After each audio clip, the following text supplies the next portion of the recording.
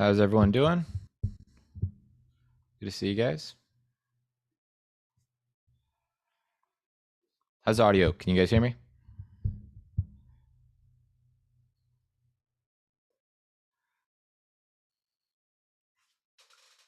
Yeah, we can. It's been a year since I've seen you. Yeah, right, Pierre? Yeah, we can hear you out west. Awesome. So we're getting some guys joining. Just wait for that. It's good to see you guys though. It feels like it's been a while since we've had a live class. So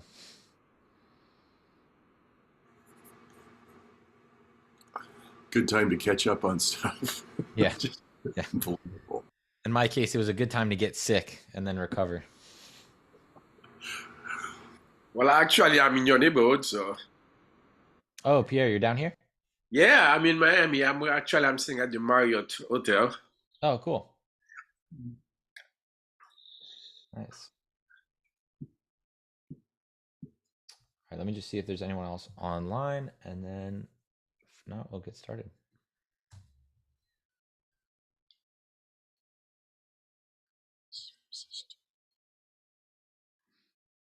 There we go. Yeah, we still have a couple guys joining.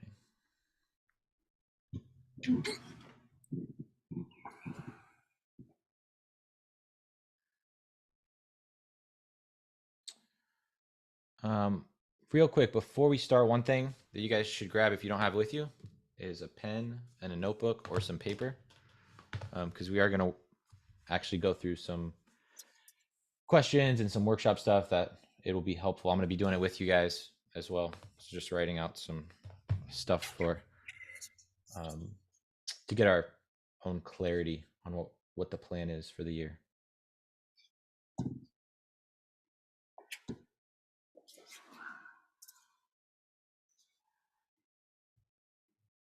All right. Well, we'll get started. So welcome to the Practice Reset Workshop.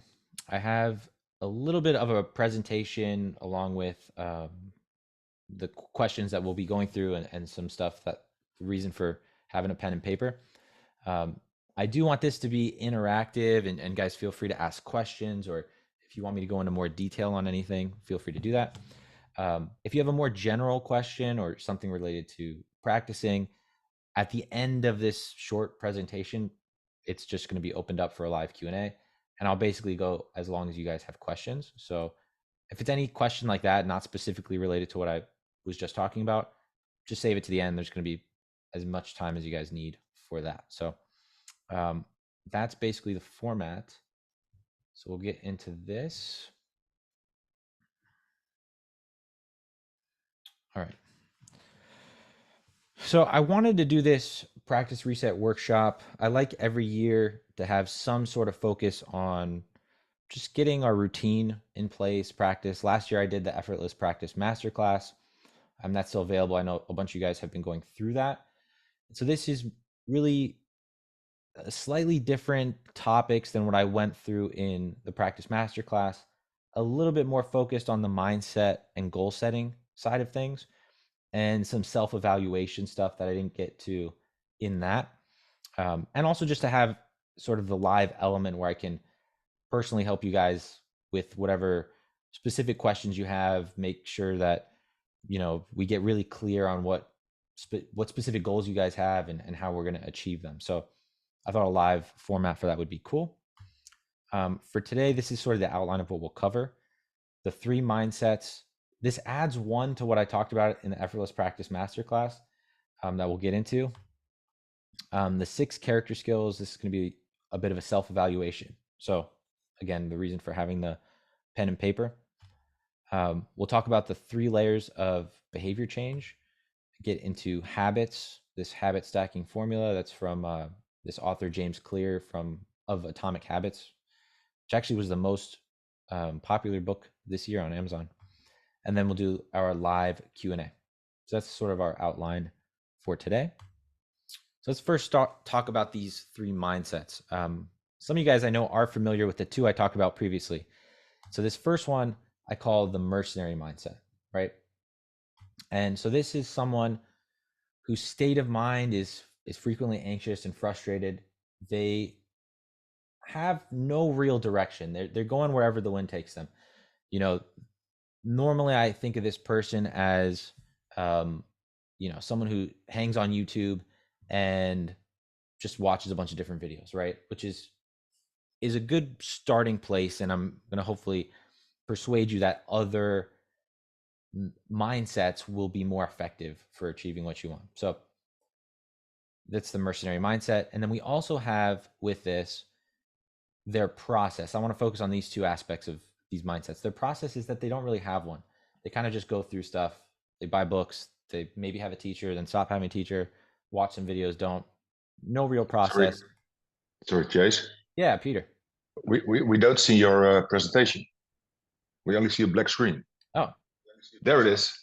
Well, thanks for stopping me. I don't know why it's not. So when I hit play, it's not sharing it? We can see it now. Okay. Thanks. We can see it now. We can see it now. No, we don't see it now. Weird. Okay, whatever. We'll go through it like this. Yeah. Whenever I hit play, I don't know why it's stopping. Interesting. Okay, whatever. We'll do it like this.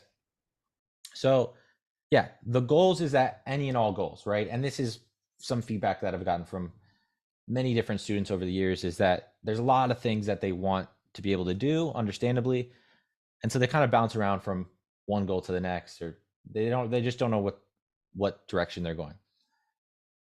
Now, with the mercenary, there's no process, but there are goals in that sense. The opposite of that would be what I call the monk mindset. This is the new one that I was kind of feeling like something was missing from the two that I had before. And some people do fall in this category. This is a lot less common than the mercenary mindset.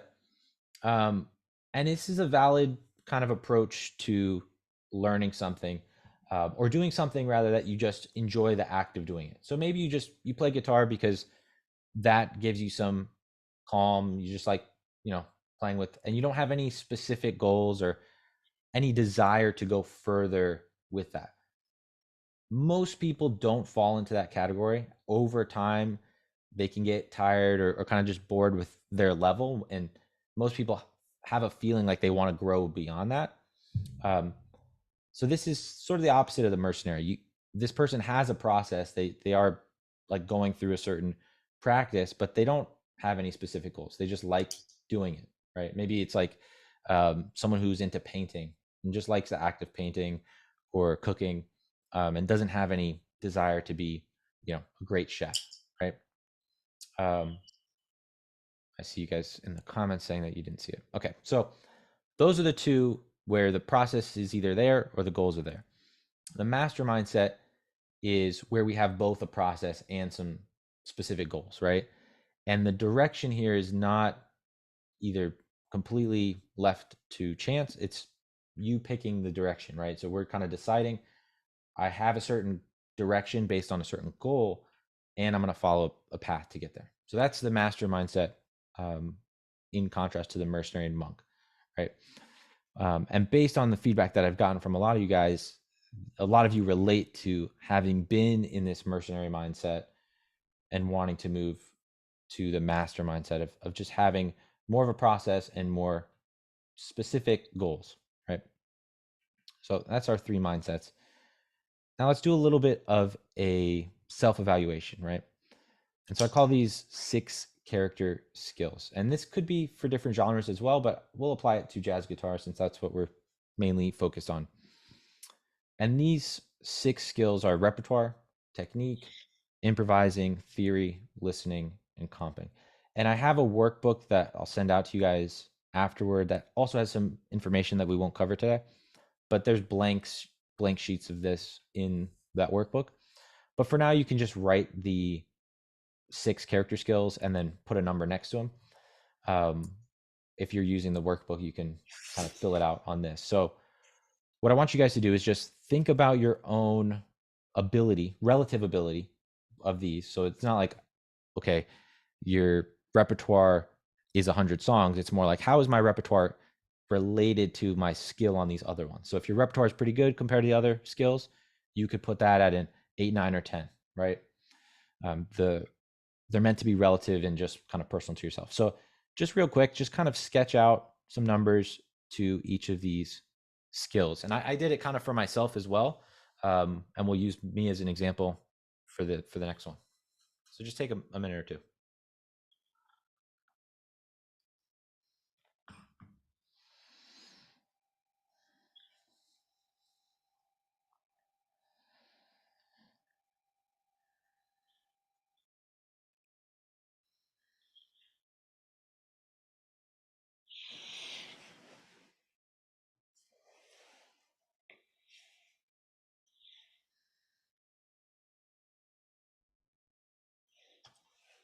Then when you're done, just look up or hit the thumbs up.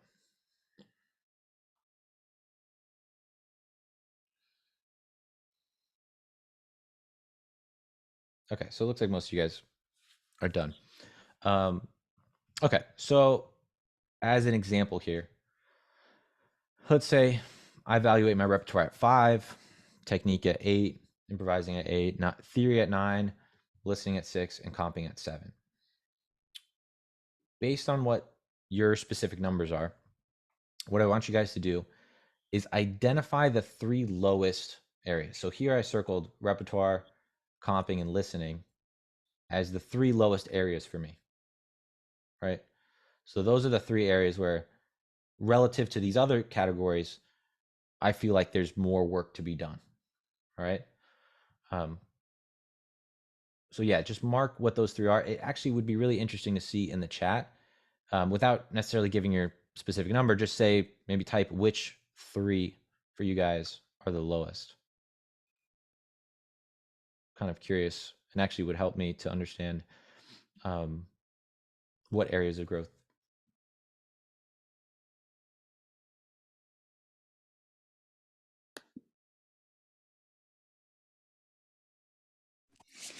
Faith, this is Max. I'm having trouble finding chat.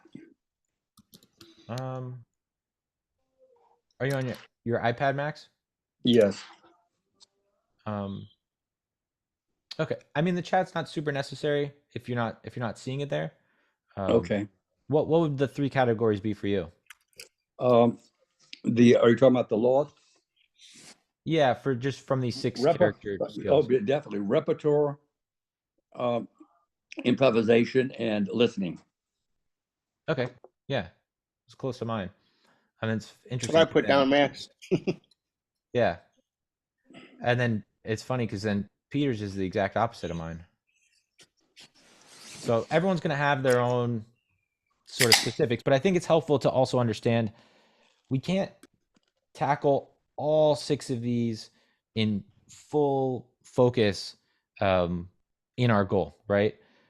So trying to break these down a little bit to identify these are the main areas that you want to focus on. Will's asking about listening. So listening, I would put into it kind of covers a few different categories. It's really like what might be called ear training, like the ability to hear something and then know what is being played, whether that's like a melodic thing or harmonically, like understanding what those chords are. How strong are you where you can just hear something and know what's going on as a general kind of concept, right?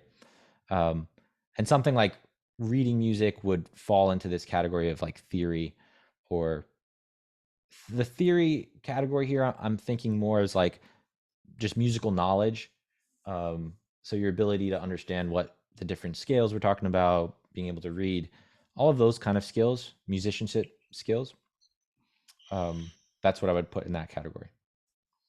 And technique, you could think about certain ability of like, could be playing fast, but it's also just like ability to play things cleanly without having like flubs or mistakes, or even in a chord melody context, being able to quickly and easily move between difficult chord shapes, things like that. I think the other ones are sort of self-explanatory. Any questions here about this part?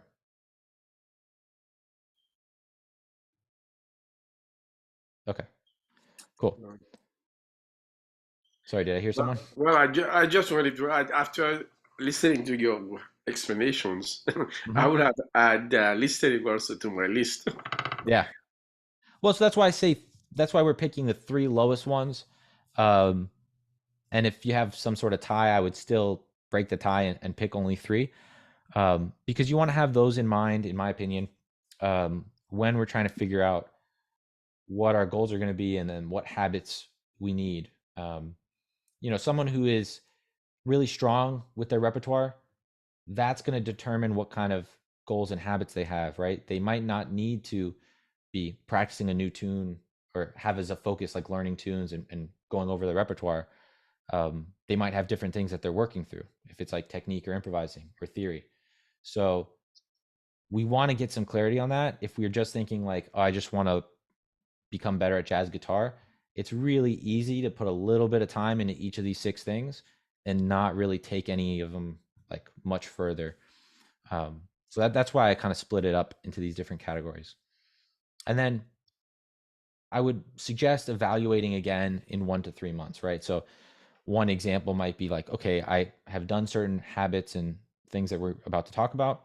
And then you see relative, okay, my repertoire has increased. I'd say it's now at an 8 relative to these others, or my listening's improved a little bit. My comping's improved a little bit, depending on which one you focused on, right? And then you can just keep doing it because it's a relative thing. At that point, maybe I feel like my improvising is actually not where it could be, or my technique's not where it could be. So that's one method you can use to evaluate. Max, you have a question? Wait, sorry, Max. Let me get you unmuted.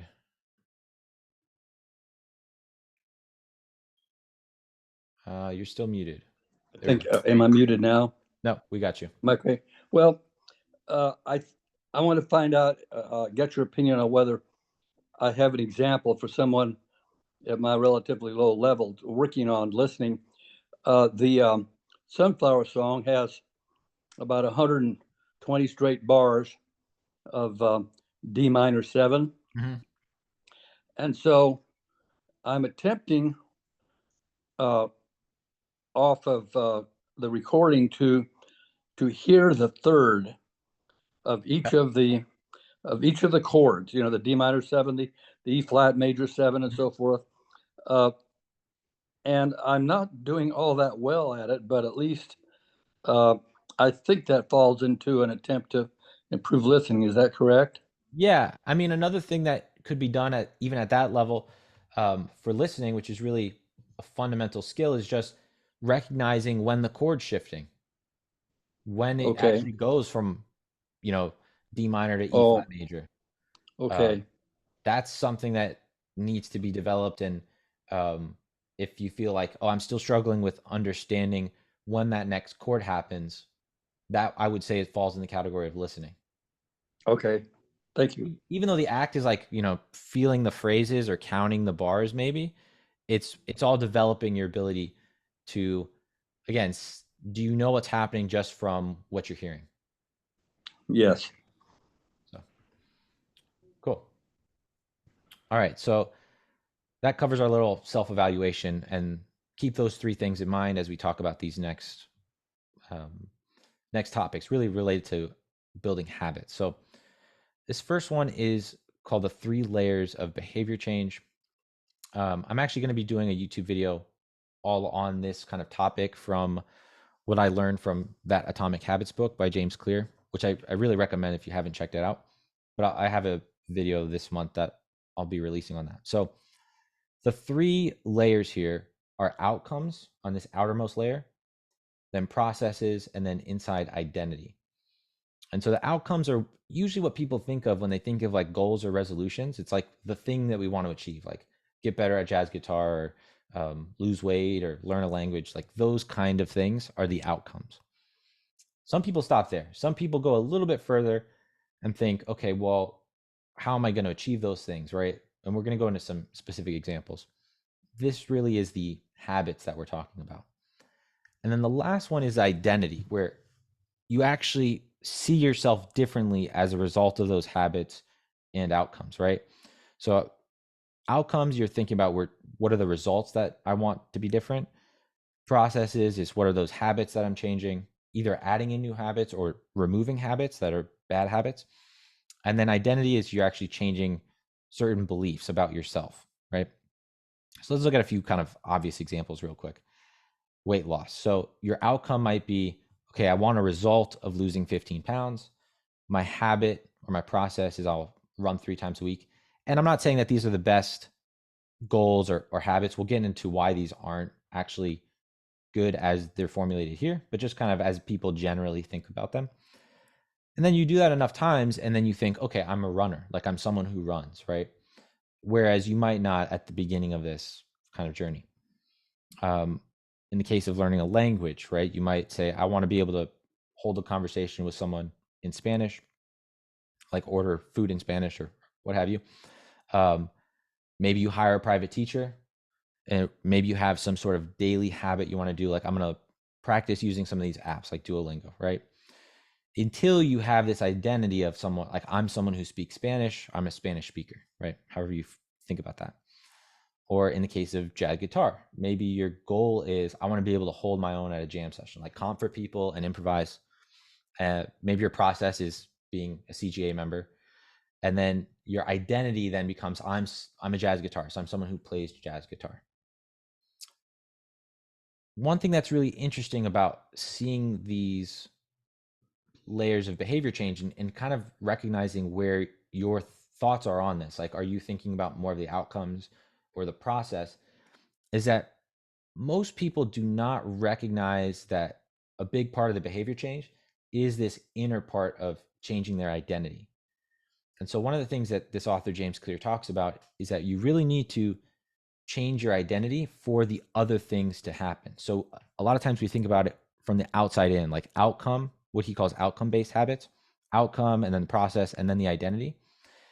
And his recommendation is really to reverse that process, where you want to think about what is the person that you want to become, and then from there, what are the habits that they would do, and then those habits would lead to their outcome or their different goals, right? And he actually says in the book, the goal is not to learn an instrument, the goal is to become a musician. So we're going to do a little exercise right now about kind of reversing that process. So you want to focus on who do I want to become and what habits would that person have and what would the results be that this kind of person would get, right? Total opposite of the way we normally think about this. So we'll do these steps one at a time, right? I was trying to do this in the presentation, but so the first step, just take a minute or two and just do the first step. I'll kind of stop at each part. Pick a goal that you want to achieve, and you can type it in the chat if you want. It doesn't have to be super specific. It can be very straightforward, like learn jazz guitar, but just pick a goal that you want to achieve maybe in the next 3 to 6 months or maybe this year, however you want to formulate it. We're going to get into some more specifics about formulating that goal into an actual habit, an identity-based habit that will serve you a little bit better. But just take a couple minutes for the goal you want to achieve. And I'm going to do it for myself.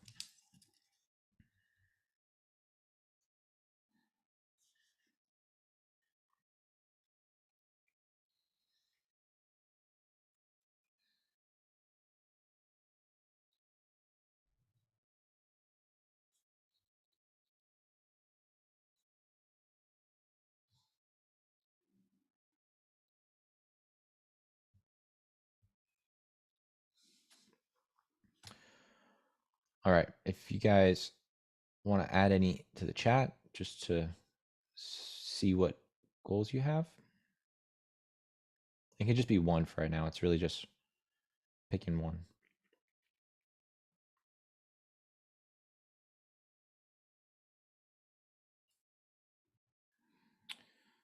Okay, so Rich, I want to be able to play at a level where I'm comfortable and respected at a jam session. Cool. Yep. Be a better guitar player, Earl.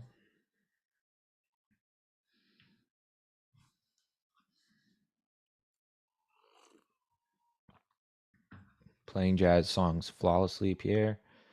Comp at a stronger level, Bob. Get ready, equipped to start Master Standard Blueprint level 1, Peter. Cool. All right, well, let's look at the second step. So this is where that identity part comes into play.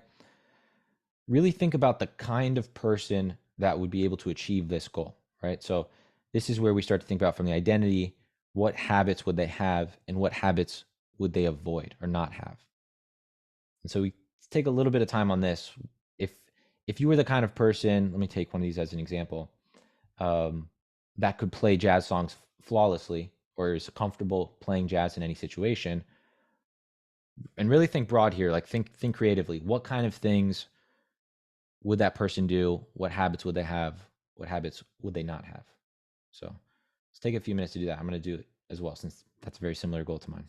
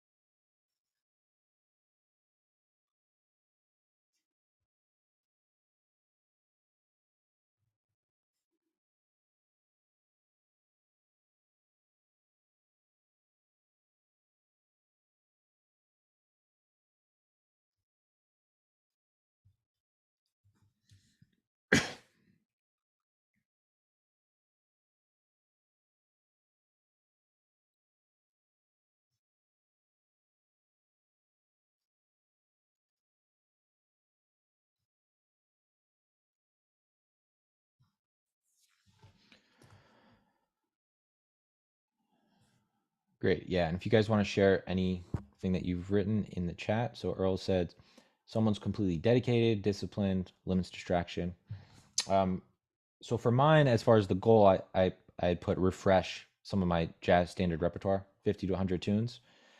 And so that kind of person would practice consistently. I see that's a common one with a lot of people here too, Pierre. Understand the history of these jazz standards and how they relate to each other. It gets us thinking about what the habits should be in a very different way, thinking from identity to the goals.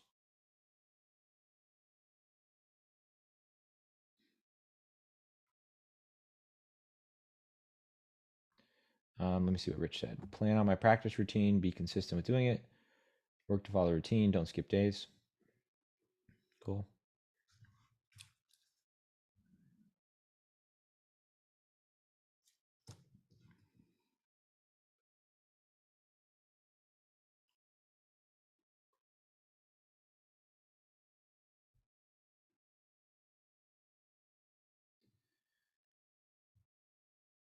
All right. And for step 3, based on what you have in mind for this kind of person, list out 5 small and specific actions you can take to become this person.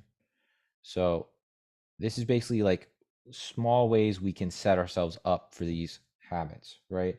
So if you have learning tunes or practicing more consistently, one of these small actions could just be like having my music stand here ready to go with the real book next to it, or getting a guitar stand so my guitar is always available. Like really, really small, specific actions you could take.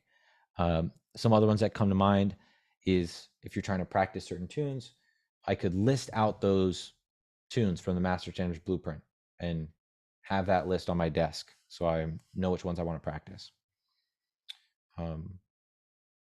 Glenn saying generally identify the requisite tools. Yeah, and working on those. Learn tunes. Yeah, Glenn. That is what you're talking about, Yeah. approaches in order to do that, and whatever the larger goal is. And I left that out because it's different for every person. Yep. But across the board, I think, establishing habits and a priority. I talk about it. It's just like brushing your teeth. You just do it every day. And I'm self-disclosure. I'm a monk-ish, right? Yeah. I just love to spend time with it. It's not a challenge for me, but I do know guys that are some really capable players and some average. They don't. They're like, well, I'm fine once I get started, but I have a hard time getting started. But they can play fine when they do. I can't relate to that because I just love to have it in my hand. So that's never a problem for me. But identifying those things and being more efficient at them is where I have my challenges, I guess. So. Yeah. A lot of this is just my attempts at helping you guys kind of understand how you might see whatever where you're at in this kind of process. To help you identify some of those goals or where your habits are, like all of us. So these are just some of the things that I've learned in doing that. Mark saying learn tunes in a systematic way, listen to various versions. Yeah.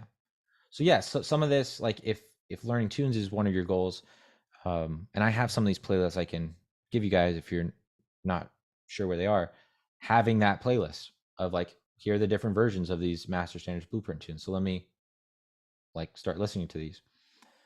Let's see. Peter says 5. A better structured practice routine, play with others in a band, get a teacher, theory practice, repeat 1 to 4. Cool. That's good. I like that. Yeah. Rich, be aware of my procrastination, pick up the guitar when I get up, start playing. Yeah. Okay, cool. So let's get some of these. These are good, but we can get some of these habits even clearer. And it's funny because it relates to what Glenn was talking about brushing your teeth. So one thing that we can do once we have some more understanding about what these layers of behavior change are, is really start to get clear on how we can make these habits work for us. Because a lot of people have, intentions or resolutions to create these habits and practice routines, but then it's difficult to get started. So hopefully this gives you some clue as to why those fail and what we can do to make it more likely that we actually succeed with our habits. So this is what James Clear calls the habit stacking formula. And it's really this simple. After a current habit that I already do, I will do this new habit. So here's a few examples related to the ones we went over before. So after I take off my work shoes, maybe when you come home from work, then I will immediately put on workout clothes. Or after I get in bed at night, I'll get on my phone and practice Spanish on the Duolingo app for 5 minutes. This is kind of my favorite one. This is the one I actually use. After I pour my cup of coffee each morning, then that's like my cue to refresh my repertoire, play a tune on my guitar. And that's like the extent to what I'm, in a sense, requiring of myself. So it could just be those couple of minutes. If I just have enough time to just kind of run through a tune real quick, that's fine. The habit is like maintained and reinforced. Most of the time though, I have more time. And so then that actually extends into an actual practice session. Yeah, Rich, by Atomic Habits. Have you read that book before?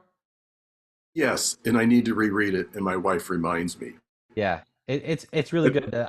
Hopefully my video that I'm working on right now, I'm going to go through the 4 main steps that he talks about relating to guitar. So hopefully that will appeal to you. Yeah, I need to reread it. Yeah. And, I once met a guy when I was working in retail, and I said, "Hey, you're from Lee Summit, Missouri. Do you know Pat Metheny?" And he says, "I grew up with him." I said, "What was he like growing? What was that like?" And he says he always had a guitar in his hand. He had one at school in his locker, and he was always playing. So I thought that was a great story about pick it up. Yeah.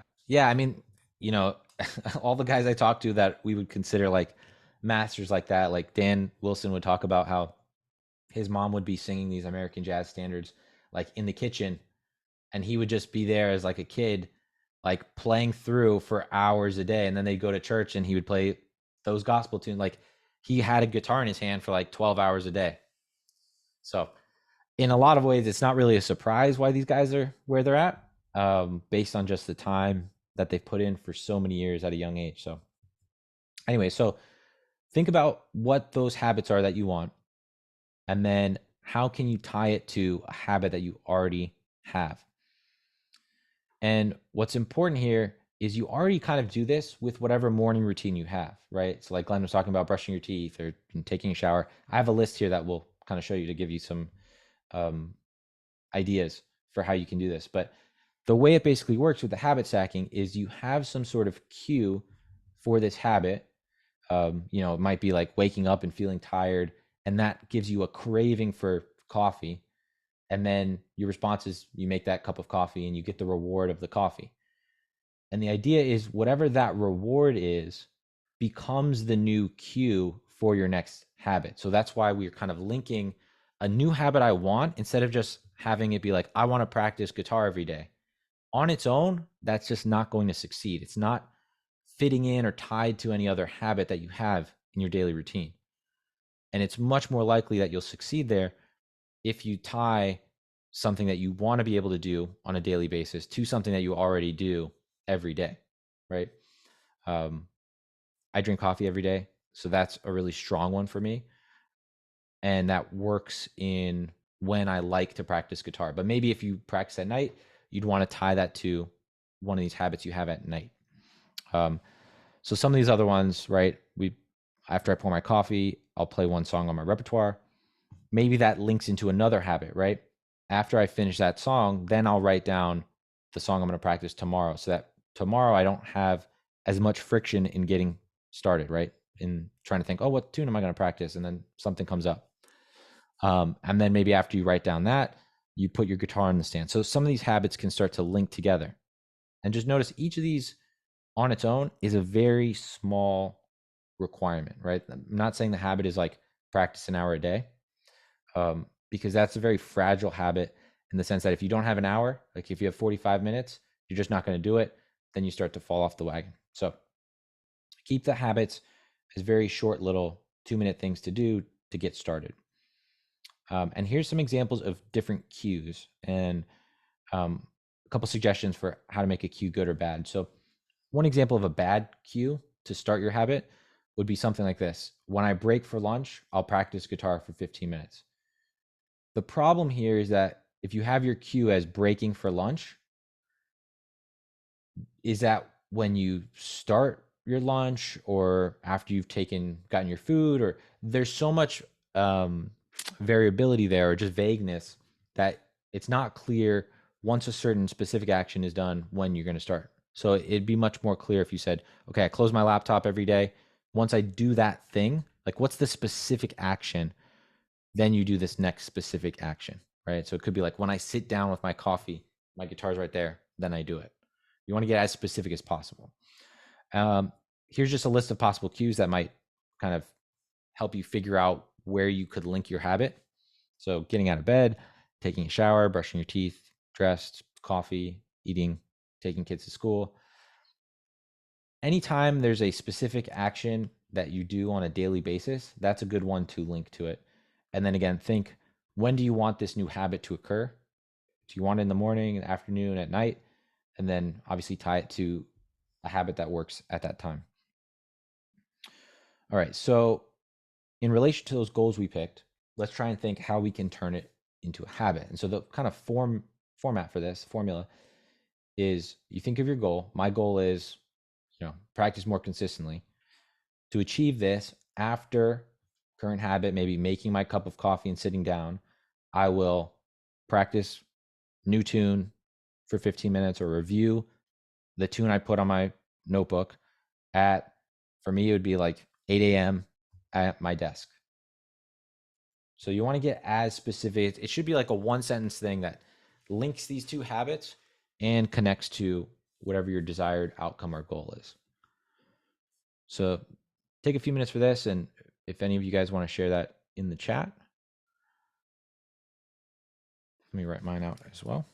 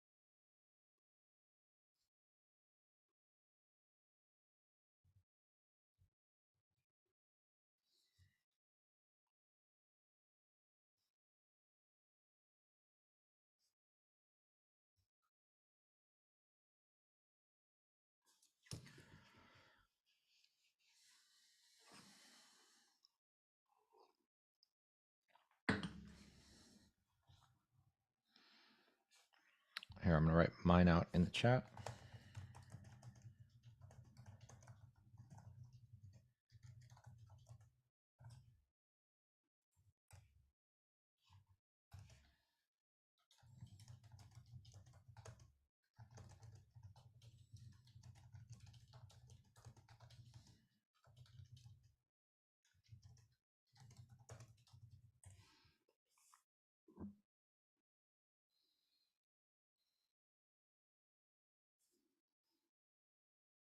Cool. Yeah, Will, yours very similar to mine. It's just I don't have a dog to walk, so mine's drinking coffee.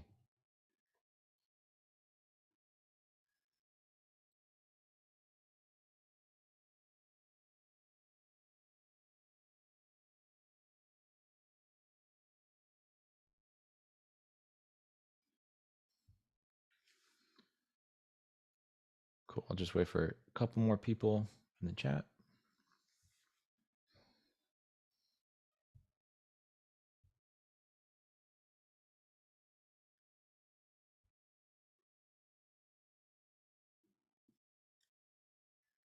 And it really does help, again, to be as specific as possible here with like specific times and specific location. I found it really helpful. I did this actually today. It having that other habit that you're connecting it to is also a very good reminder. Like you need to. So every time I make my cup of coffee now, I'm kind of reminded, oh, I need to review a tune.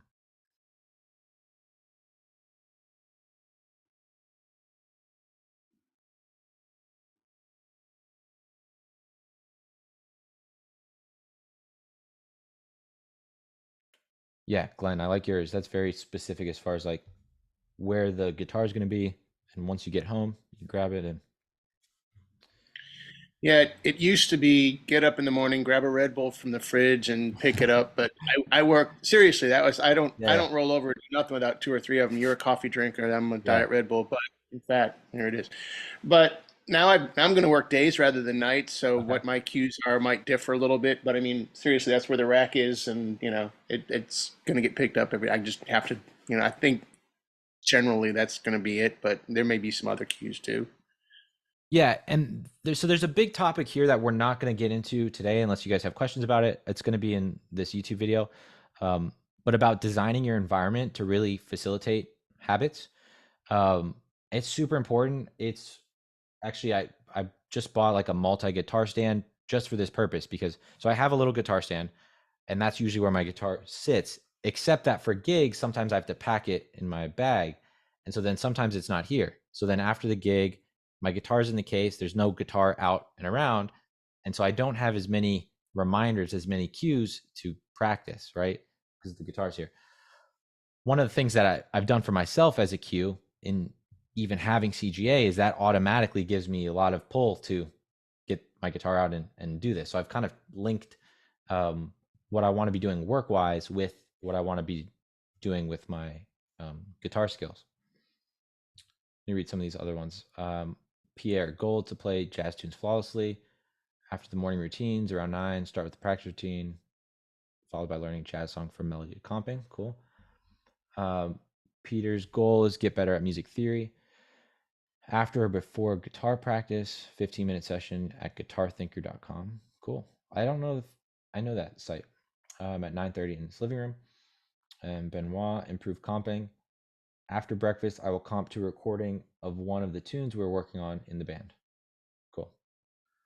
Yeah. Max, you have a question? No, I have a comment though that Okay. you have really hit one of my issues, and that is, I think you said a comfortable environment. Mm-hmm. I've never had a real comfortable environment, and so I have to overcome some obstacles before I even sit down to play. Yeah.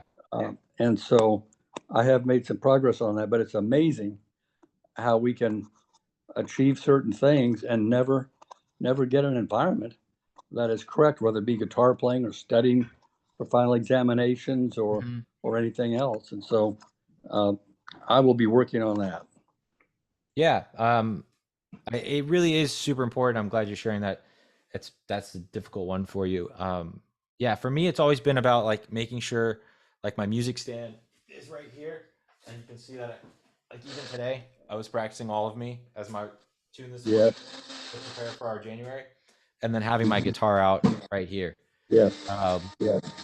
it probably increases the chance I practice like that kind of stuff like 50% easily. Yes. It's something Yes. so like think about it like just having that friction of buying like a $25 guitar stand or like cheap Mm-hmm. Amazon stand to increase the chance that I'm going to practice like 50 or more percent. Yeah. It's a no brainer. So things like Yes. that are really, really important. All right. So this is basically the live Q&A portion. That's everything I've prepared. So any questions you guys have about anything on that presentation or practicing or anything in general, really, I'm open to it and ready to go as long as you guys have questions. Well, I have one question. Actually, Yeah. I said that that was a very good presentation. Cool. Thank you. You lay out a lot, many stuff that one may not have thought about. But my main question is when it comes to practice sometimes, and it has to do with improving my technique. Although I try to use a loop now, Mm-hmm. a looper when I'm practicing, uh, my problem is the timing. Okay. So what would be best way to practice so that my timing is always on time, like a better word? Yeah. So when you're saying timing, you're talking about like lining up what you're playing with like a metronome. Yes. Yeah. So this is a difficult one for a lot of people. So some percentage of people definitely struggle with this aspect of playing music, right? Using a metronome is really helpful. What the biggest challenge is, you really need to be disciplined about doing something repetitively. And that's, I think, the biggest challenge with this. Having a very specific thing you're going to practice, let's just take maybe like an arpeggio, right? Doing that at whatever tempo you can do, where you can hit every single one of those clicks, and then doing it so many times where it's like you almost can't mess up. And I used to have to do this with like scales or arpeggios, basic fundamental stuff. The problem is, like, what's challenging about it is it does become very boring and repetitive to do that kind of thing. But you need to train your hand to do something at a certain tempo. And then, even not for the purpose of like having speed, but just messing around with different tempos. So slower tempos can be challenging, just like faster tempos. And moving in both directions for that, right? And I can definitely demonstrate if that would be helpful for you. No, I think I got it. Okay. Because at times I try to use the metronome, and Mhm. what I find out is the fact that I'm not consistent. Yeah. You know, it's like I try it, I'm doing very well, and then I drop it. Yeah. So that'll definitely happen. One thing that can also help is just make sure you're first doing what I call like internalizing the beat. So like it does help to get your body kind of moving with whatever that tempo is, whether it's tapping. I kind of do both. Like I tend to tap my foot and sort of have like a movement in my head and like this kind of thing. You want to definitely internalize what that rhythm is, almost like you're like not quite dancing, but like moving your body to the beat in some way. And that tends to get you more synced up consistently. Usually I find that the people that are struggling with having the metronome, they're very like stiff and they don't have any connection to that beat. Like they're not tapping their foot, they're not moving at all, and they're kind of just guessing like at where it's placing. So I would try that and like even you could even just practice like tapping like your foot without even the guitar to different metronome, different clicks, to just first practice maybe that first skill of like, can I have that beat? Okay. See you, Peter. I wanted to follow up on Pierre there. Pierre, I have the same problem. I've been working with the metronome for a couple of weeks now, and Mm-hmm. all the years I've been trying to play, I can read tunes out of the book, right? I could read most tunes that are under probably 140 or so, or I already know. But the problem is I rush. And I learned this from playing with Phil on the far play, and he's quite precise. And I would end up ending the tune like 3 or 4 beats ahead. I mean, and I had no idea. So my suggestion is you just keep trying, and the more I get into it, the less boring it is, because the more satisfying it becomes when you can finally, like working on Little Sunflower, that third bar where that C is a really tricky rhythm. So what I try to do is get through the first 8 bars and make sure I end on that last note, which I think is A, can't remember, just before the turnaround. And I was coming in like 2 or 3 beats ahead of time all the time. So you just slow it down and just keep going, but it's well worth the time. Yeah, a couple more thoughts on that. So sometimes most people have a tendency to rush as opposed to drag. And that usually just comes from like, this is a new skill. And so we tend to be a little bit more anxious about like playing it correct. So we actually end up doing it earlier. But the other thing is that it's also a listening skill, and it's also think about how much focus it might take you. So if you're just learning something like a certain pattern or certain song, you might be focused 100% on just like, say, remembering the chords.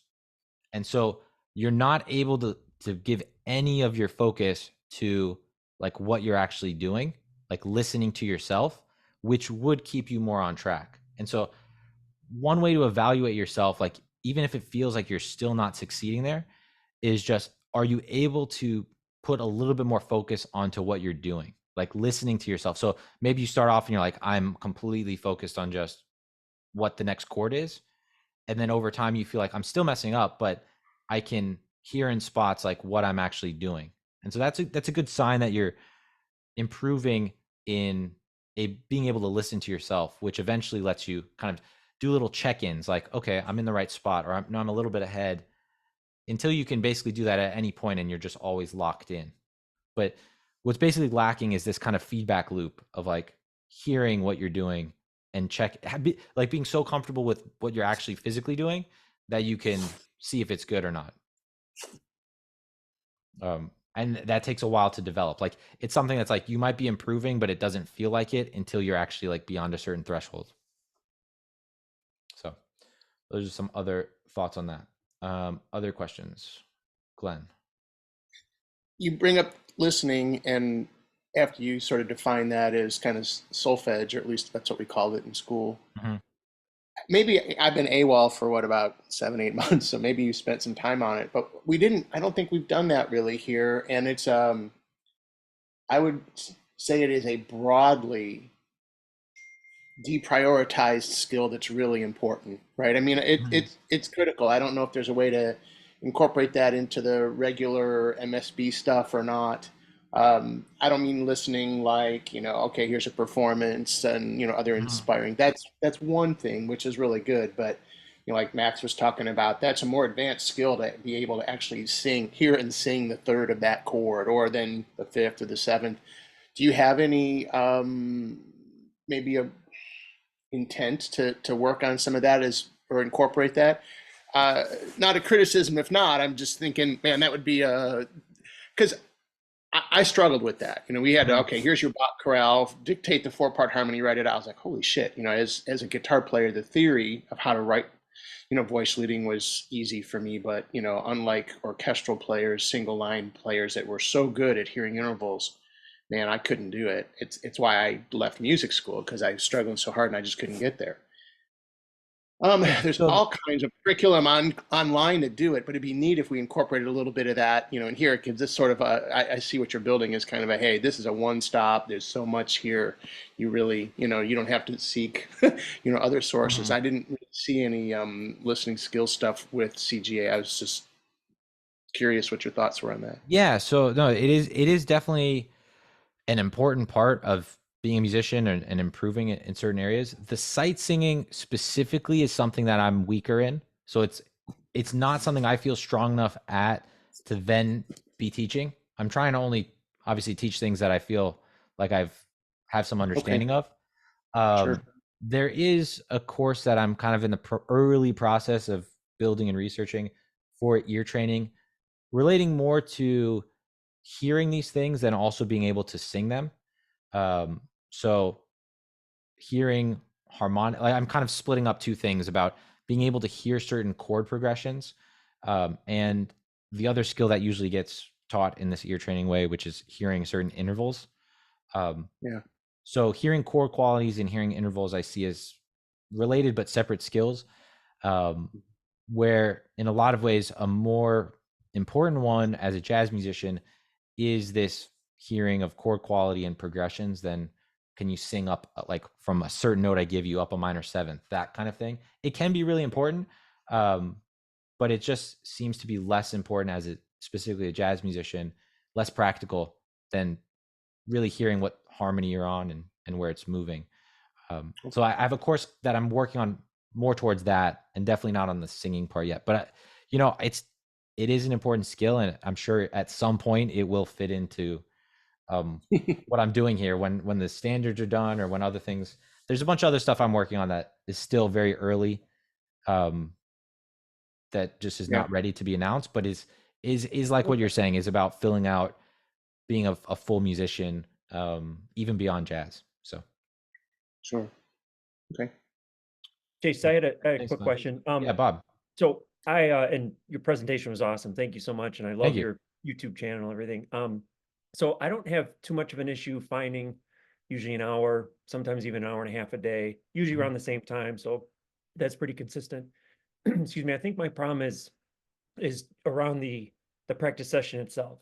Okay. So like my question, I guess, is are you supposed to come up with an itinerary for each practice, or do you focus on like, all right, this month, this is what I want to accomplish? I just feel like I'll sometimes sit down and be like, all right, I want to work on this song, or your cool scarpeggios or whatever. And then it just turns into a noodling session. Yeah. And then I'm an hour deep and I'm like, I don't really think I learned much in Yeah. that session. And I've been doing that for a year, so obviously I've seen some improvements, but I feel like if I can really lock down some kind of itinerary for my practice sessions, that I would maybe make a little bit faster progress. And I was just Yeah. curious of what you guys teach. Yeah. So I have a lot of suggestions here. So this is an issue that most people have when they're like practicing things and they're learning on YouTube. There's a lot of good information out there, and most of it takes a lot of time to really practice, like say even the scarpeggios. And then it's also kind of unclear, well, how am I going to implement that for my specific needs or whatever level I'm at, right? So normally I suggest having some sort of project, usually a little bit more than a month, like somewhere from like 6 weeks, 6 to 8 weeks to like 3 months, I think is like enough that you can have an ambitious project, but not something that's like over the whole year you feel like you're doing something. So maybe it's like getting better technique or being able to play fast. That's why I had that like 28 days to learn fast challenge. The one I think is most broadly applicable is like learning tunes, because within learning a new tune, there's so many other aspects, right? We're learning harmony, improvising, theory, like listening. So it just is it's the best vehicle for learning all these other skills and applying them. And so that's why I've kind of within CGA is having that as like the broad project that each month is a new tune, right? So I would just suggest figuring out, and it could be based on those different areas of growth that we identified, like what are those main topics that you want to personally improve at, and then what would be a project that you can kind of dedicate for 6 to 8 weeks, let's say, that, and planning that out. So it's short enough that you can come up with a decent plan and say like, okay, from this period to this period, I want to have learned 3 jazz blues tunes. And this is okay. I'm going to spend 2 weeks on each of them. It's going to be this song, this song, this song. And so you can like objectively see, okay, I started here at the end of this 6 weeks. It's like short enough that you can see the end of the tunnel, and you know, okay, cool. Now I know these 3 tunes. And then you have some direction in what you're doing. So it doesn't feel like you're just getting lost, and you're less likely to get lost because you know, like, hey, like I only have a certain amount of practice sessions. I'm going to get behind in what my plan is for the 6 weeks.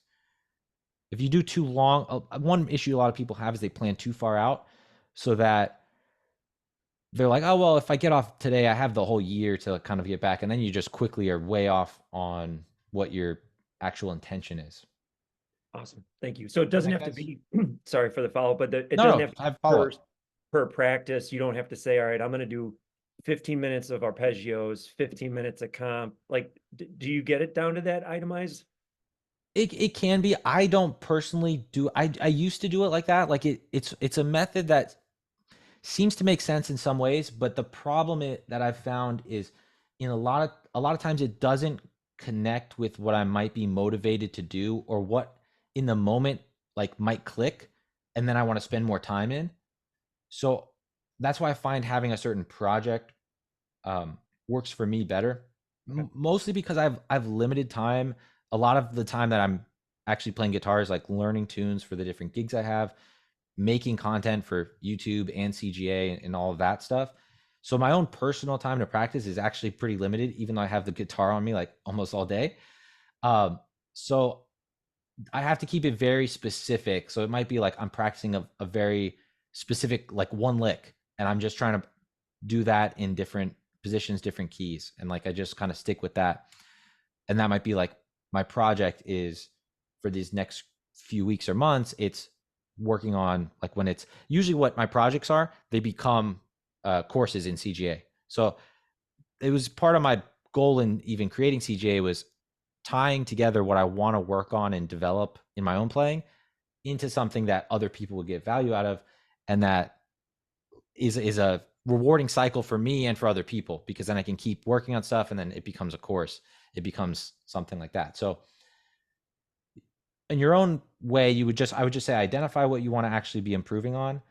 Is there a project you can base it off on that? And then do you have the resources to then you do that consistently? And yeah, don't necessarily feel like you have to have like I don't have a warm-up routine for 5-10 minutes. Like I don't usually do a warm-up routine. I just kind of get right to it. Yeah, it doesn't necessarily have to be balanced within the 1 hour practice session. Balance it out over maybe the year or the few months of like, I'm going to go deep on technique or on learning tunes for 6 to 8 weeks. And then I'm going to switch my focus or decide if I want to switch my focus to something else. That makes sense. That's Thank how I you. approach it. Awesome. Yeah, Thank you. Thanks, Bob. Max. Yes, Bob, you've really hit a good point. And I've probably been playing guitar, or at least attempting to, for as many or even more years than any of you. And for years, I would find something on the internet that I liked, often from a good teacher. There's some excellent teachers, and I would find maybe a 2-measure lick, and I would practice that sucker, and I would learn to play it, and or maybe even a 4 bar lick. But it then, once you learn it and you keep playing it, maybe improving a little bit, maybe technically, as Chase pointed out, improving, or maybe improving the speed, you don't really end up with something that's worthwhile. And so what, among the many things that CGA has done for me, is that by assigning songs, I have developed a little more discipline, and I learn to play within the context of the song, that is the chords. And so if, like Sunflower, Little Sunflower has all these D minors, well, rather than just practice something I picked up from Chase, because Chase has got everything, alone, I incorporate it into the piece. And I'm pretty slow at it, but I can go, 2 measures, 4 measures at a time, and don't get stuck in playing things that I'm not going to be able to apply to a song. And so I really appreciate that, Chase. That's been a major breakthrough for me. You might assume that I would have figured that out on my own, but I didn't. Yeah, Max, thanks for the feedback.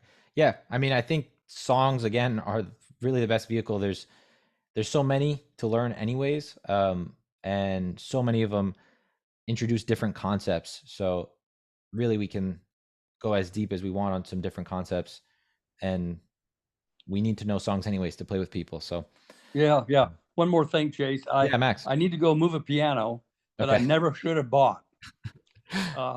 And so I'm paying their price with my labor today.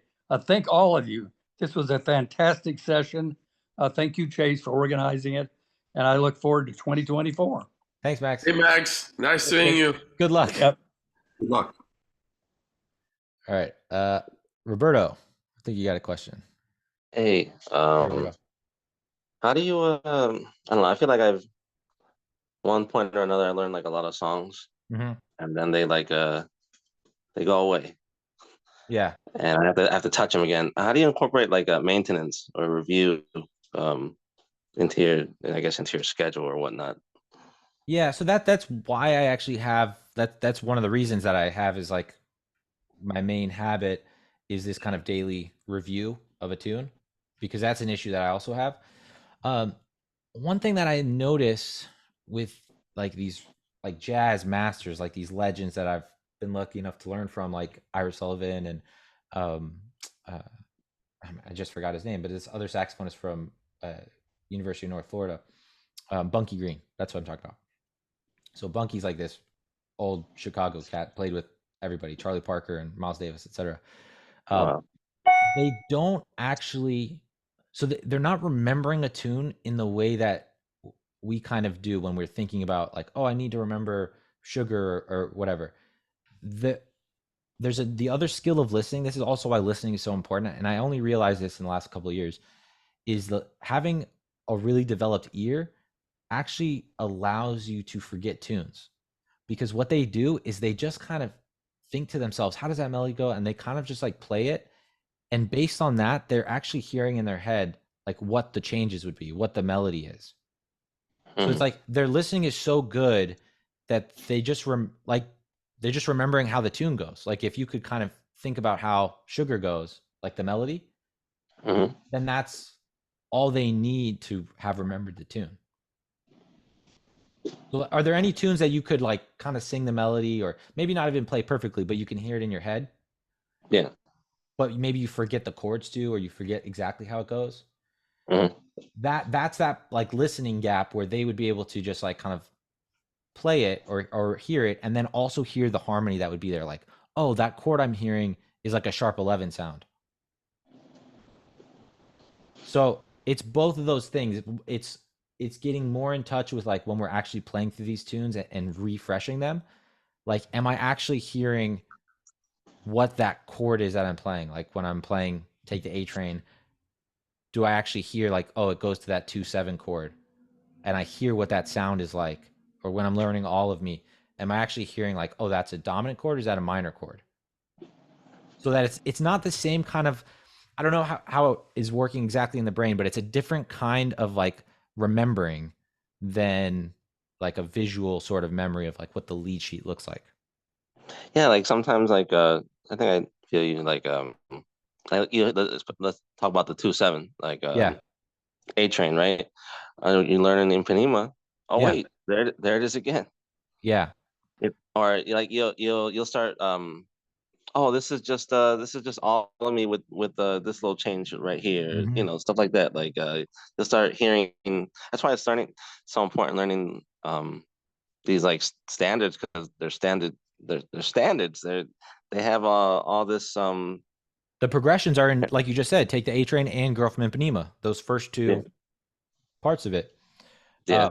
But anyways, that to me is like actually a critical insight that I just didn't have for like, how are these guys able to learn like memorize thousands of tunes? You could call any tune and they know what they are. Yeah. Is because they're actually hearing in their head. Bassists do this a lot too, where they just hear what the root movement is. And so they're just kind of singing what their bass line would be. And that's enough for them. So it's it's one of the reasons why people will discourage people from learning tunes from the real book, is because it encourages like a visual way of learning the tune. And we kind of shut off actually listening to what the chord changes are. Well, you're remember how you're talking about like the hearing course that you're working on like down the line. Well, will this be addressed in that? Yeah, so the whole point of that is like just like the Master Standards Blueprint is kind of building from certain concepts and certain stuff to like more difficult tunes. The whole concept for that is trying to understand, okay, what are the main progressions that you would need to be able to hear? Like say like 2-5-1s as a kind of an example, Exactly. right?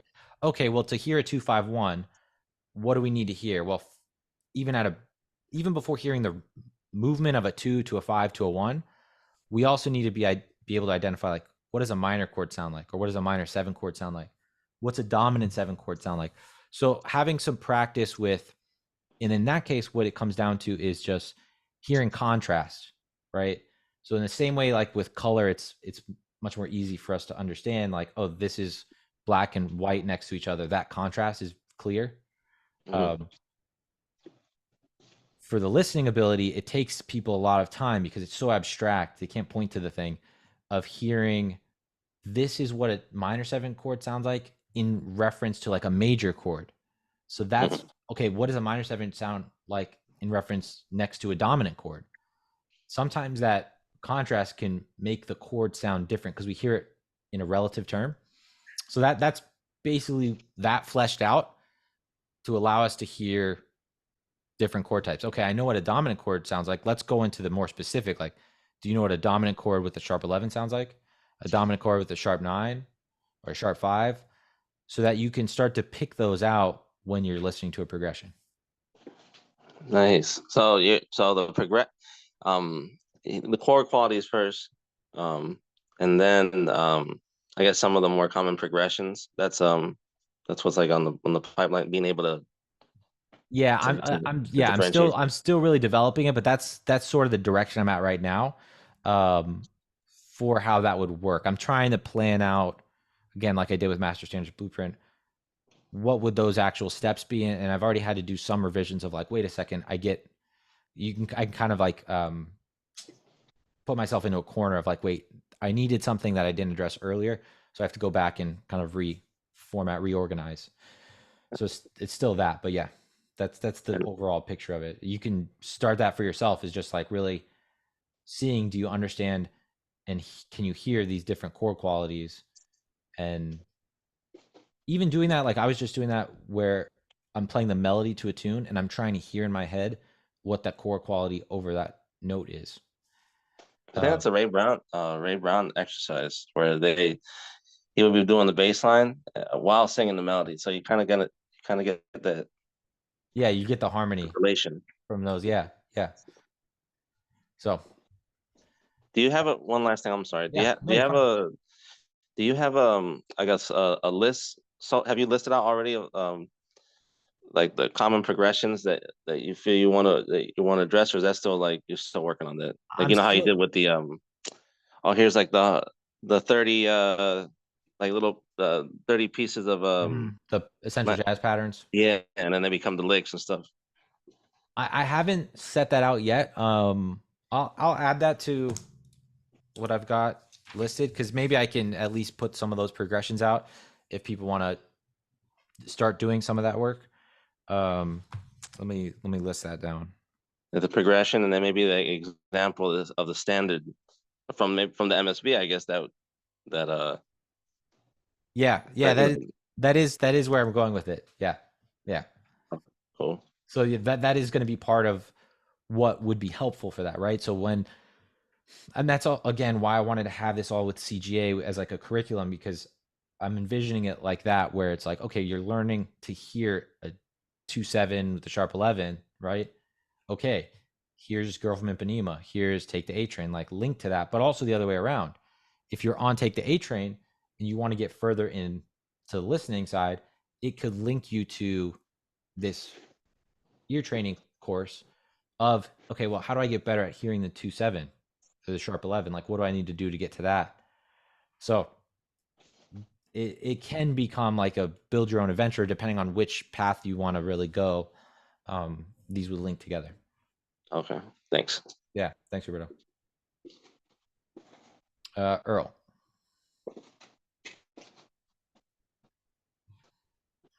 Hey, can you hear me okay? Yeah, we hear you great. Thanks. Sweet. Yeah, I feel like I know most of y'all. I've been watching a few videos lately. So my comment for Roberto is in the Jazz Guitar Foundations Mhm. on the day 7 is a routines thing that was really helpful for me. I finished that up this morning, Cool. and it talks about going over, setting aside some time to go over a repertoire. Mhm. So that was a concern I had too, because starting where I'm at, learning theory and chord shapes and intervals and all that stuff. I Yeah. don't want to lose, what I've learned previously. Mhm. So I've been able to. I think you've got it in either a 60 or 90-minute routine Yeah, for I the have week. it. Yeah, it's split out depending on how much time you have for practice sessions. Obviously, the longer ones let you get a little bit deeper into like a flow for that. But at least thinking about Yeah. some different, whether it's 45, 60, or 90. Um, like I said earlier, you don't want to always have in mind a 60-minute practice routine, because then you might have 30 minutes here and 30 minutes there, and then you just never can fit it in to your day. So Right. Okay.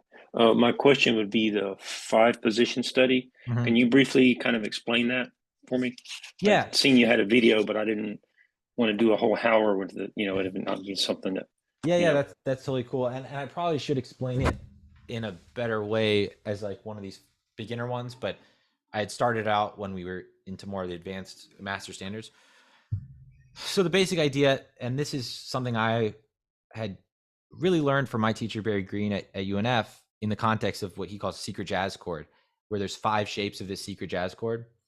And so taking that idea of like there's 5 shapes to this progression, or like to the same chord, you could play it in 5 areas.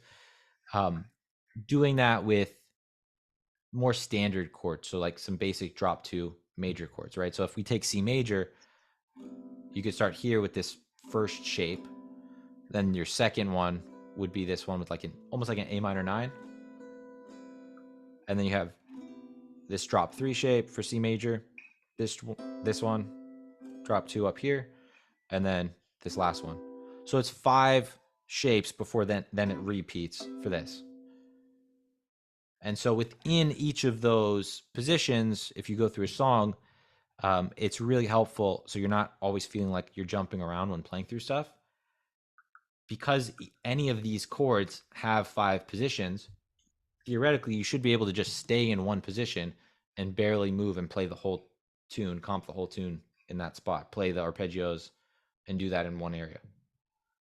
And Barry's a master at this. Like he could just stay and you could just pick a position and he'll do the whole solo like right there, switching through all of that. So that's kind of the goal on those 5-position studies or the comping studies that have that in the Master Standards Blueprint Level 1 is you wouldn't necessarily do all of them because those are kind of massive. You would just pick the position that you're working on. So say I'm like, okay, I'm kind of practicing around this 5th fret area. I would pick whatever position makes sense for the area I'm trying to get better at and just see, okay, can I comp all of it in that area? A lot of people, in my opinion, will make a mistake of just being too ambitious with, okay, I'm going to do that for every single position. But there's so much stuff to learn and practice, and you have to give your brain time to really internalize what you're doing. So I would suggest at least I found myself having more progress if I just stick to one and really just try and get that like internalized instead of trying to do all 5 and sort of knowing I'm at like a low level. Does that answer your question, Earl? Yes, it sure does. Thank you. Cool. Thanks. Case, that video I saw posted this morning that you just did where you're Yes. working with the arpeggios and the 2-5, 2-5, 2-5s. Is that material on our website? I was looking for that. Yeah, it is You want to- now. I'll show you where it is. It's in 2 spots. Okay. That's a really good exercise because what that has is it has that chord connection thing that I can't seem to get. Yeah, and it's something like, again, this is something I was figuring out for myself for the purpose of kind of, I haven't seen this done in this way, so I'm just sharing with you guys. So if you click this, and I'll do this anytime a YouTube video has a PDF, Okay. I'll make a post here, and then next to it is the PDF. Okay. But because the post can get lost over time, right? So you can just see like the whole. So this is I didn't go through all the keys in the video. It would have been really long, but all of it's 10 pages of a PDF. You can kind of go through it. It's just the homework to go through them all. Yeah. The other way is this in the classroom in supplemental ebooks and PDFs. Okay. All right. Thank you. This is good. In this PDFs from YouTube section, Mhm. I'll put, so this is where all of my videos that have a PDF associated with it, Okay. paid or not, you get access to it. So this will be where those stay. Excellent. All right. Thank you. Thank you. Yeah. So it's in both of those areas. Roberto, you have a question. No, it's that it kind of rang true that I've noticed that when I've had like moments of like real like growth is when I stay on like these project like a Mhm. project for an extended period of time. It's just, man, I don't know if it's ADD or something. It's just information everywhere. You just get so distracted. And then you'll lose track of it, and it's really hard to just stay disciplined and just address one piece of what you're trying to get at, and it's what you need to do. Because then it's funny because I remember when I had a period where I had like a couple months where if I was going to practice anything, I'm just going to do autumn leaves, and that's it. And then now, like, I don't even have I never practice it in all the keys, but I could pretty much do it in all and pretty much do it in all the keys because I just done it so much. Yeah. And then like I don't have to think about solo and stuff. I'm just following the line and stuff. It's just, but it's like hard to. Man, I wish I had more periods like that. Like this project thing. I could try to do that in this year. Just pick one thing. It's just hard. Just you gotta make the choice. It's hard. Sometimes it's hard doing that. Yeah, I mean, part of CGA is to try and help eliminate some of that choice. It's just like, hey, follow what these standards are that we're going through. But it doesn't have to be necessarily the standards that we're doing. Like even within CGA, there's a lot of other projects that could be. Like I know some people in the past have set the secret jazz chord as a project that they want to work on for some of the more advanced students, or the technique, the 28 days fast jazz line challenge is another kind of mini project.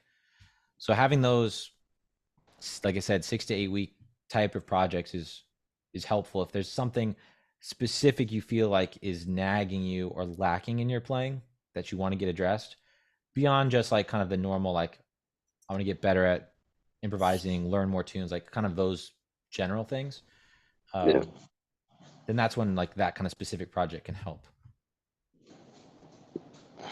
Yeah. Other questions?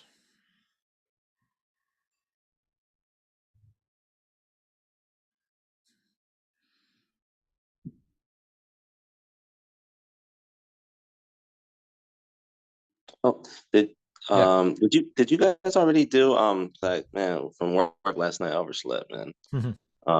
Did you guys already do it said somewhere I read that you guys we had volunteers to like compose a list. I mean a routine, a practice routine. Like we'll do a live making of a routine for somebody. Did you already do some of that?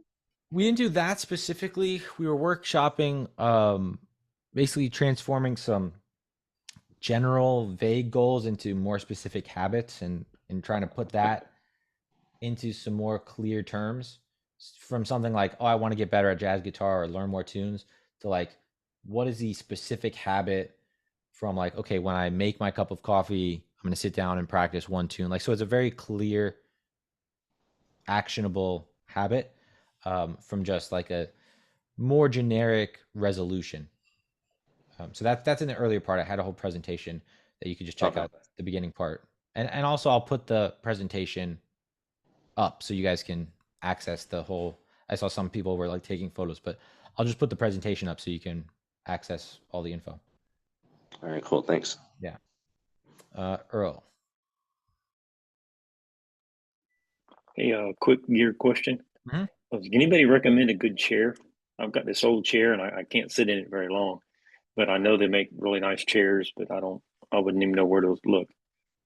Yeah. Does anyone, I don't have any good suggestions, but does anyone have any? He read my mind. I've been trying to find a guitar chair.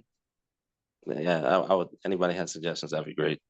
So, I mean, the chair that I use is just like a standard office chair, but it has like softer. Arms fold up. Yeah, it's just a softer armrest, and then I just sit at an angle, so I don't sit straight to it. I just sit at an angle and kind of use one of the arms as like a sort of half back, and that tends to work for me. But it's not ideal. It's not ideal. I find the stools really difficult because for any extended practice session, like not having back support is a problem. Yeah, the lumbar support is hard for me. Yeah, so I don't know that I have any like great suggestion other than just finding it. Okay, I took a shot at it. Yeah, Maybe I don't somebody know. just Go bought a to chair or an something. Office Depot or something with your guitar and sit in a bunch of chairs. Right. Yeah. All I right. just- Thanks. Standard wooden chair, and I sit on a pad. Yeah. So it doesn't feel like I'm sitting on pebbles, but it's completely 90 degrees and square. And I have, I'm up there, and you get older, you do have some back problems, nothing severe, but I can't sit on just a stool. That just turns into pain. Yeah. Cool. Merrick. All right. Thanks. In terms of all the sitting stuff, so at the moment, I've probably mentioned it before. I definitely think I told you, Chase, but anyway, I'm training to be like an Alexander technique teacher. Yeah. Something that like a lot of musicians, actors, dancers, and people just with back pain, etc. Have lessons with. So, I mean, at some point, I'd be more than happy to do a little workshop on that or something, just because it's helped me so much with my playing and just generally, moving around. So that could be useful just because you're talking about chairs and stuff. Yeah. But, I mean, that'd be cool. I think that honestly would apply to a lot of people in the membership, especially since we tend to have an older group of guys. So it's going to be an important thing to address. Yeah, that'd be cool. Cool, man. But yeah, I mean, if anyone's interested, just start to look it up, and it's pretty good because it's gradual, but it's nice because it's more a skill you learn than going to a chiropractor or a physiotherapist. But yeah, anyway, just putting that out there. But thanks. Yeah, thanks, Merrick. So yeah, if you guys aren't familiar with the Alexander technique, it is definitely good for some of the topics we're talking about, low pain and just avoiding pain in general, just kind of working with our body. Any other questions or comments? Like I said, I'll go as long as you guys have questions, but if you don't have questions, I don't want to feel like you guys are being held here.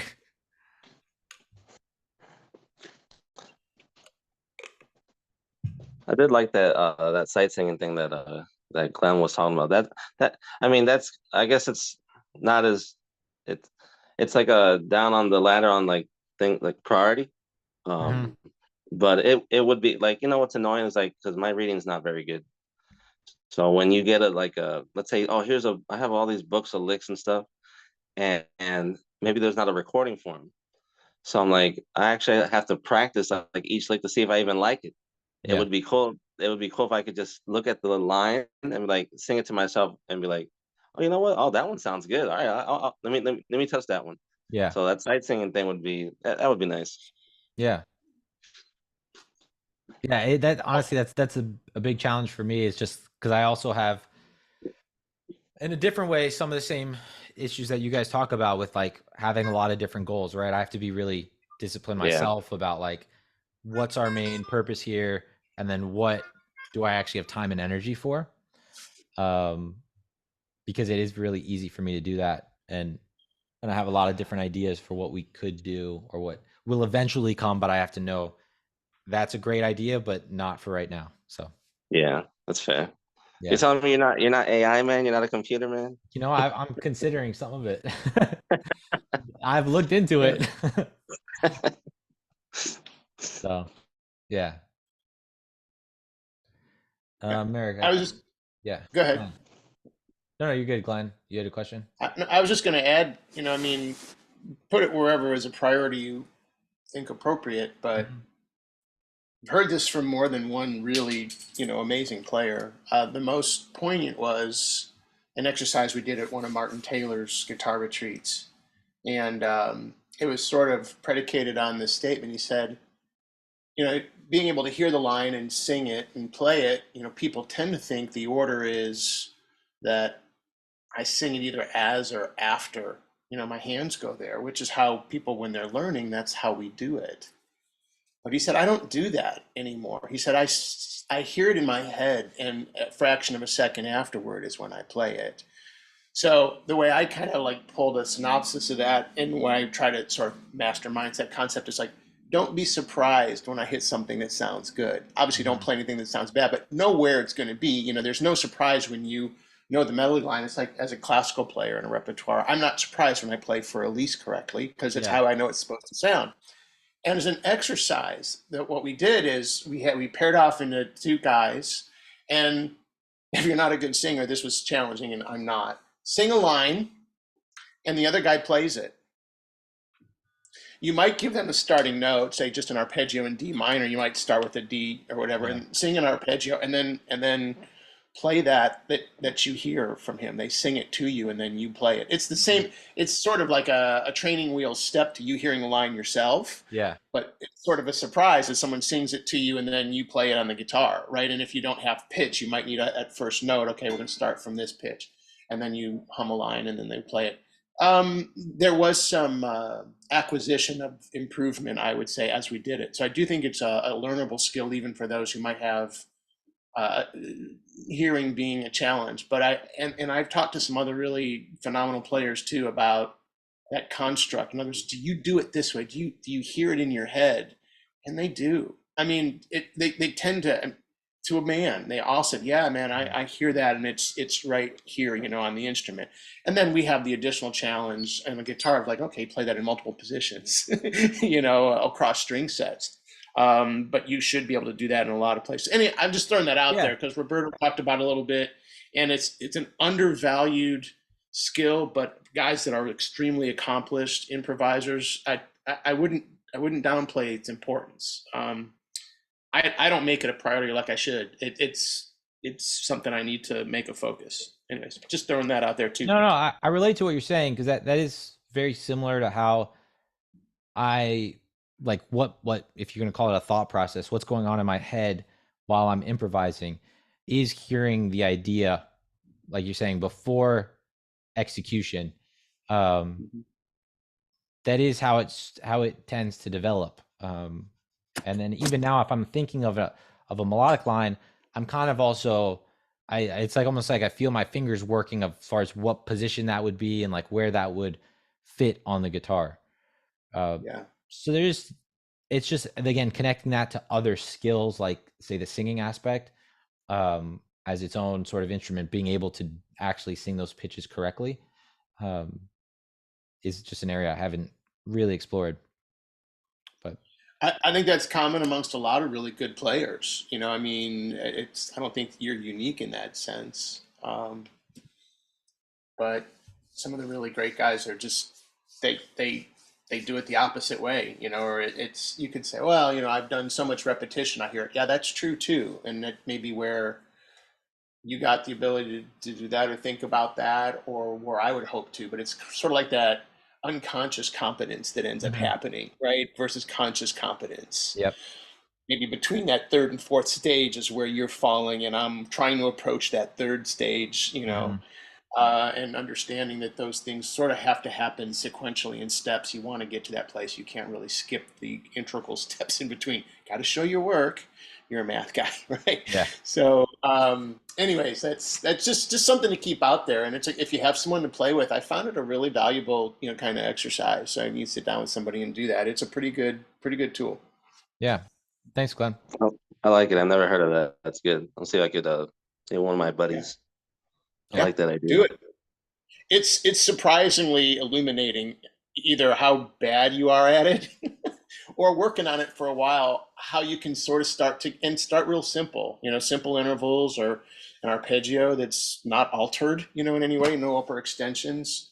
But then obviously you progress to that over time. But I think it's a really good skill to sort of work on. Cool. Any other questions, guys? Seems like maybe we're set for today. but we do have class starting on Monday. So Jazz Guitar Foundations in a couple days, and then Jazz Guitar Mastery on Thursday. So hopefully I'll see you guys then.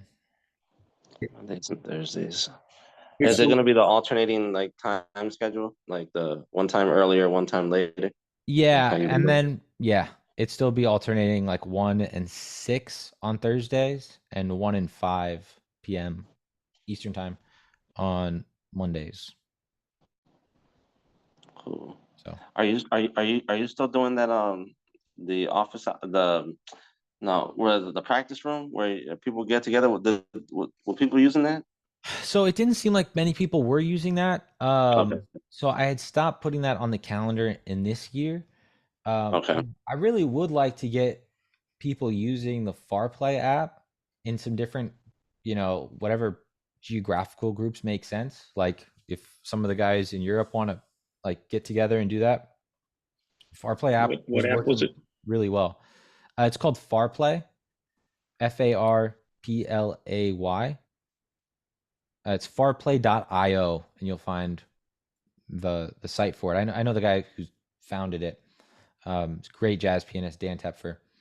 And it's basically for playing like live, like improvised, without any latency. So I tested it from here all the way to Rich in Portland and Toronto and also LA and Southern California. And I basically could do it from Miami with no issues. Like it was starting to get a little bit of delay, but doable. So anyone in the kind of North America could do it with each other. And then I think the Europeans would have to kind of find their own group. But I just think maybe we don't have enough members yet to really have like a critical mass of doing that. I wonder if people can afford so we have the luxury high-speed internet, right? Because we're work from home people, where I used to be. And so you got to have that and an Ethernet connection, which I hooked up it. But you can't do it Wi-Fi. So I just wonder if some people don't have. It depends on how power. If you're in Eastern Montana or somewhere, you may not have that kind of connection. But yeah, it's gonna. I had to buy an Ethernet cable and a little converter to my computer. But in order to get that kind of distance that I could get, I'm on a very good internet. So that's why I think there are different like kind of geographical little groups that we have. Like a lot of people in Northern California, Pacific Northwest now, that could do it even if they have probably bad internet. And then, like I said, Europe, somewhere around there, probably won't need amazing internet to be able to reach other countries. So yeah, I mean, feel free to like make posts, guys, if you want to try and find someone in your area to practice with or set up your own time, or do those kind of things. That is definitely encouraged. That's partly what the community posts are for. So. Okay. Cool. Sure. All right, guys. Well, I hope to see you guys this coming week on Monday or Thursday for some of the lessons. All right. Thanks so much. Thanks, guys. Yeah, thank you, Chase. Bye. Sounds good. Thank you.